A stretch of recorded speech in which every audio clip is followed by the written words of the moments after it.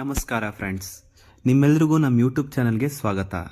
December 4, 2024ಕ್ಕೆ ISRO ಒಂದು ಹೊಸ mission ಮಾಡೋದಕ್ಕೆ ಹೊರಟಿದೆ, ಪ್ರೋಬಾ 3. ಈ ಮಿಷನ್ ಇಸ್ರೋನ ಒಂದು ಸಾಧನೆ ಅಂತಲೇ ಹೇಳ್ಬೋದು. ಏನಿದ್ರು ವಿಶೇಷತೆ? ಯುರೋಪಿಯನ್ ಸ್ಪೇಸ್ ಏಜೆನ್ಸಿ ಮತ್ತು ಇಸ್ರೋ ಒಟ್ಟಿಗೆ ಈ ಮಿಷನ್ ಮಾಡ್ತಿದ್ದಾರೆ. ಈ ಮಿಷನ್ನ ಮುಖ್ಯ ಉದ್ದೇಶ ಬಂದು ಸೂರ್ಯನ ಔಟರ್ ಮೋಸ್ಟ್ ಲೇಯರ್ ಆದ ಕೊರೋನಾನ ಸ್ಟಡಿ ಮಾಡೋದು.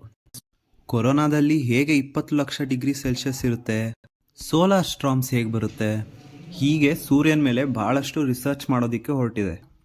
ಸೂರ್ಯನ ಔಟರ್ ಮೋಸ್ಟ್ ಲೇಯರ್ ಆದ ಕೊರೋನಾನ ಸ್ಟಡಿ ಮಾಡೋದು ತುಂಬ ಕಷ್ಟ.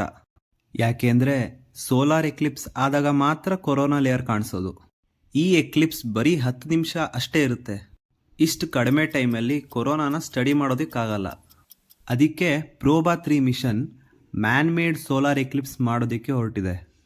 ಶ್ರೀಹರಿಕೋಟಾದ ಸತೀಶ್ ಧವನ್ ಸ್ಪೇಸ್ ಸೆಂಟರಿಂದ ಇಸ್ರೋದ PSLV ರಾಕೆಟ್ ಮೂಲಕ 2 ಸ್ಪೇಸ್ ಕ್ರಾಫ್ಟ್ನ ಲಾಂಚ್ ಮಾಡ್ತಾರೆ, ಅಕಲ್ಟರ್ ಸ್ಪೇಸ್ ಕ್ರಾಫ್ಟ್ ಮತ್ತು ಕೊರೋನಾಗ್ರಾಫ್ ಸ್ಪೇಸ್ ಕ್ರಾಫ್ಟ್.